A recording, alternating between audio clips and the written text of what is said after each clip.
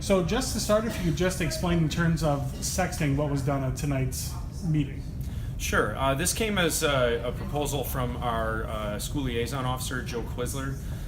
Essentially, he was looking at ordinances that have been passed in some other communities, a number of communities in the Fox Valley, Beaver Dam, to allow sexting to be treated as a municipal citation in the municipal court, because currently the only option for prosecuting that would be to file a felony charge in the circuit court. Obviously, when that happens, it becomes a situation where the family doesn't really want to be cooperative. There's this incredible level of punishment that's on the table that frequently doesn't really fit the offense.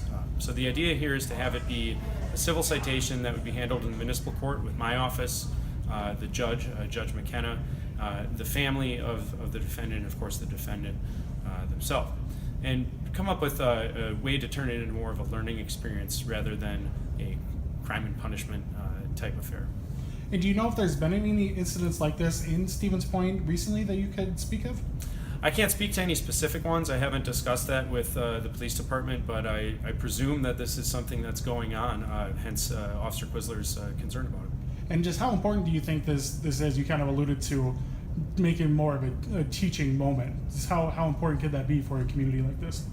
I think it's important in the sense that when you're trying to address behaviors like this, it doesn't really happen effectively if it's a contentious, battle where everybody is taking their sides and becoming defensive about it.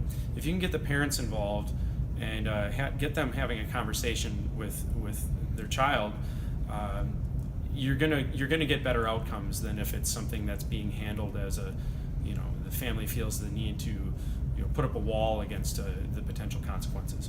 And you mentioned this won't be treated as a felony now. What kind of punishment could somebody face if this does happen? In the municipal court, the only types of punishments that could be handed out would be a fine, a forfeiture of something modest, $100-$200.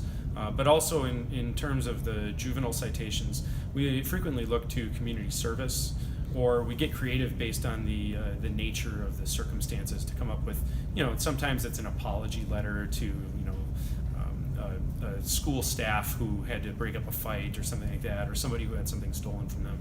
So we kind of put all the options on the table and come up with something that we feel is appropriate for the circumstances. And with this change, you kind of alluded to it already a little bit, but how much more cooperative do you think both the person themselves and their family could be now? I think that parents would be eager to get involved in something like this. It's probably behavior that they wouldn't be aware is occurring with their child. So I think that they'll probably be alarmed to find out it is, first of all, but also wanting to take steps themselves, both just in the home, but also to interface with the court and use that as a mechanism to show their kid that this is serious. So after tonight's vote, is this officially sworn in now? It's been approved, and it'll need to be published in our official newspaper, and it should be effective as of this Saturday.